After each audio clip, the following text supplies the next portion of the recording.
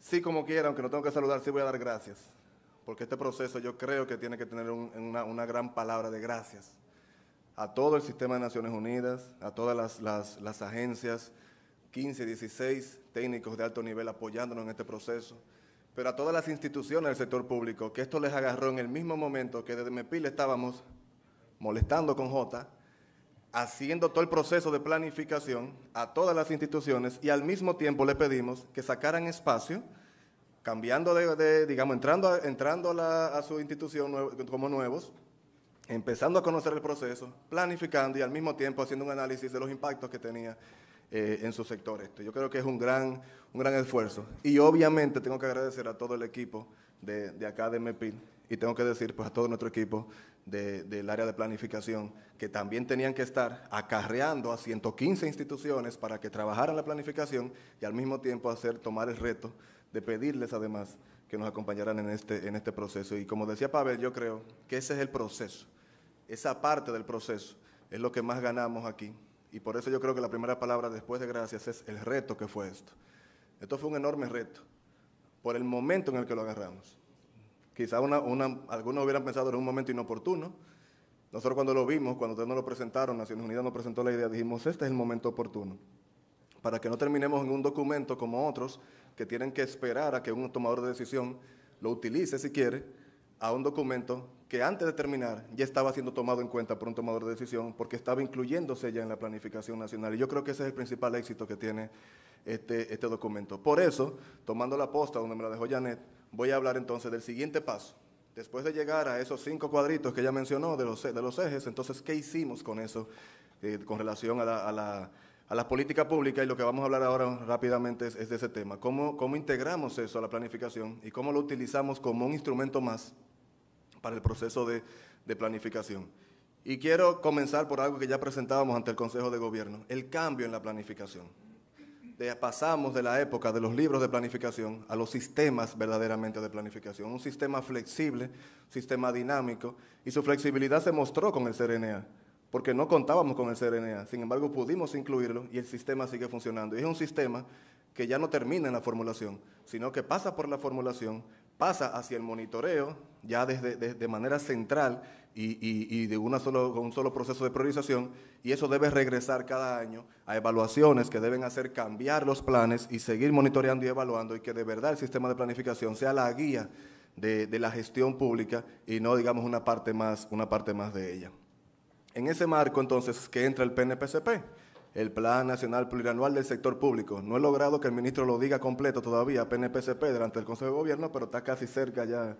le faltó pocas letras en ese momento. Pero la finalidad de ese documento, yo creo que es importante, es algo que es muy difícil, que es mantener a todo el Estado como un solo cuerpo y apuntando hacia un único objetivo. Y eso es lo que busca el PNPCP. Y por eso necesitábamos toda la información posible, incluyendo la de coyuntura de COVID que nos pasa el CRNA, para tratar de proveer insumos para que esa gestión fuera de esa manera, como un pegamento que hiciera que todo el mundo estuviera apuntando hacia un mismo objetivo. Y eso fue un proceso largo. En este mismo salón tuvimos en 8 días 14 reuniones con cerca de 600 técnicos institucionales, donde el equipo de CRNA, Janet, Ricardo, Ana María, tuvieron que repetir 14 veces el rollo del CRNA para que ellos entendieran y pudiéramos terminar en este proceso, que yo creo que ha sido bastante exitoso y nos ayuda a construir, digamos, ese pegamento que es toda la planificación para mantener el Estado hacia un mismo objetivo. Entonces partimos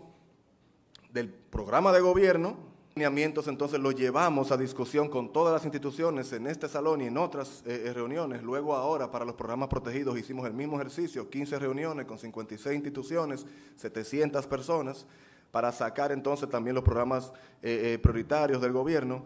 Eso se transformó luego en la guía por primera vez, de verdad, para la elaboración de los planes estratégicos de las instituciones, y eso dio al traste entonces con lo que presentamos antes de ayer, que fue nuestro anhelado Plan Nacional Plurianual del Sector Público 21-24.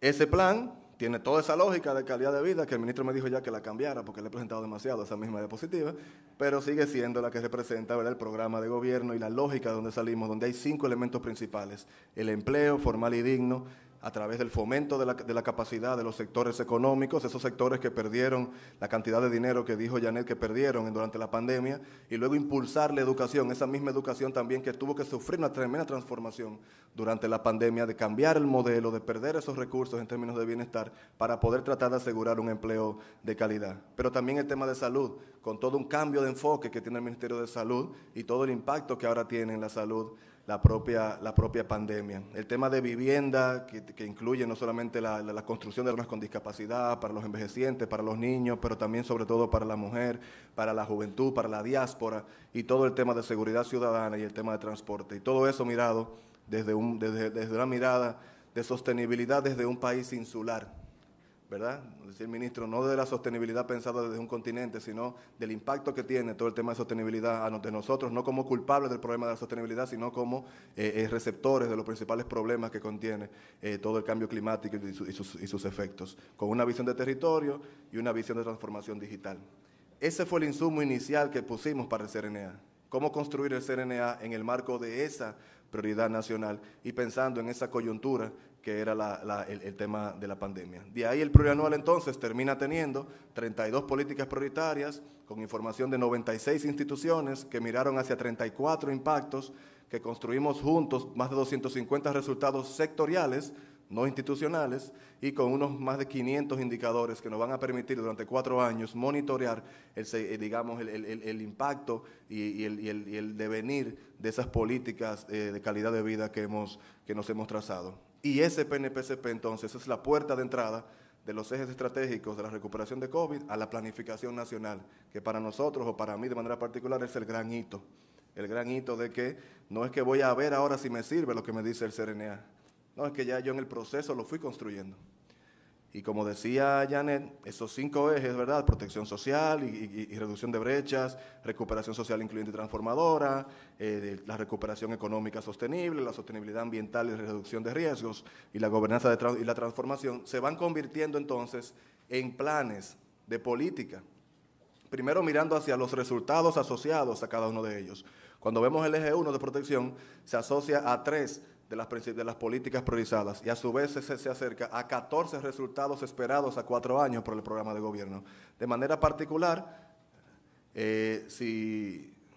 lo vemos de manera particular, esa protección social impacta resultados como el aumento de la proporción de personas ocupadas en el sector formal, reducir la brecha de la tasa de ocupación femenina masculina, disminuir el porcentaje de personas ocupadas que reciben ingresos por debajo de la línea oficial de pobreza monetaria, disminuir la desocupación y el aumento de ingreso laboral, y se transforman entonces en políticas que de alguna manera se relacionan bastante con las propuestas concretas que nos hace el CRNA, como todo el tema del turismo sostenible, comunitario sostenible. Decía Pavel que uno de los ejes del documento era la transformación y la diversificación del turismo. Ahí está en el programa de gobierno. RD Trabaja, que es un programa de gobierno que ahora no solamente busca, digamos, una política intensiva en generación de empleo, de apoyo al empleo temporal, de apoyo directo al empleo juvenil, incluso con incentivos a las empresas, y eso de alguna manera responde a la propuesta que hacía CRNA en términos de trabajar, ¿verdad?, hacia la recuperación del empleo. Lo mismo con el marco de cualificaciones para asegurarse que la mano de obra, digamos, que llega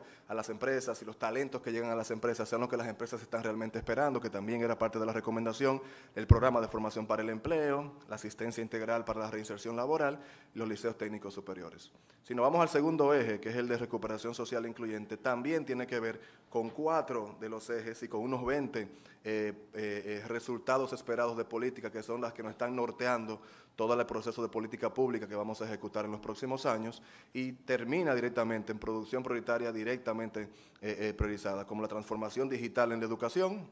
Lo decía Pavel, que es una de las conclusiones del documento. Hay un programa multimillonario en ese sentido y de gran ambición de la transformación digital, familia y la comunidad con espacio para la participación en el sistema educativo y todo el tema de la transformación educativa, que no llegue solamente a las aulas, sino al resto de la comunidad, que también intervenga en esa formación integral de los niños y niñas. El programa de liceos científicos y de ahí a la preparación de la educación hacia el empleo, los estudiantes de bachilleres de excelencia recibiendo becas para estudiar educación, para garantizar que la siguiente generación de profesores y profesoras tenga una mayor calidad que la que tenemos ahora y por ende una mayor calidad de los aprendizajes, la Estrategia Nacional de Industrialización y el programa de liceos bilingües. Si nos vamos al eje 3, lo mismo, tenemos 6 sectores que tienen a su vez unos 30 resultados esperados asociados a él y que termina en políticas directamente importantes como los servicios financieros y préstamos a las MIPYMES certificadas, registradas como proveedoras del Estado, la capacitación en la cultura emprendedora y todo ese tema de MIPYMES asociado a la política de promoción de MIPYMES que está dentro de ese eje 3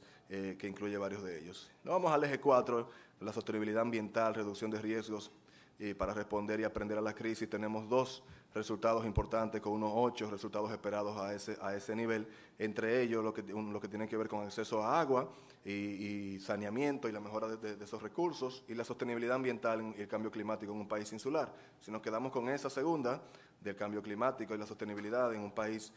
insular, terminamos en producción prioritaria, que como gobierno hemos priorizado, como el caso de los ciudadanos dotados de conocimientos en sostenibilidad ambiental, y ahí la importancia de la articulación con el sistema educativo para aprovechar esa plataforma educativa para que esa formación en términos de sostenibilidad llegue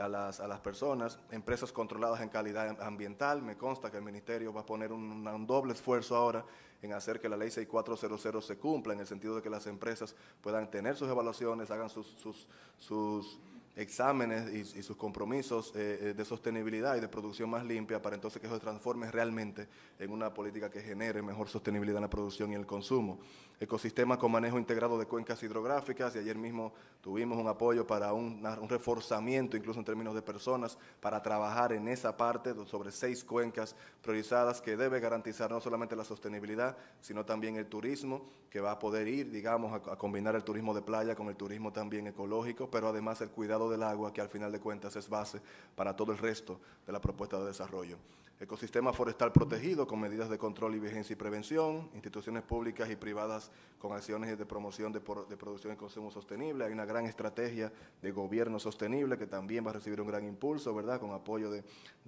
Naciones Unidas, pero también, sobre todo, digamos, con la decisión firme del gobierno de caminar hacia ello, y los planes municipales de gestión integral de riesgos de desastres. Finalmente, en el quinto eje, el de gobernanza,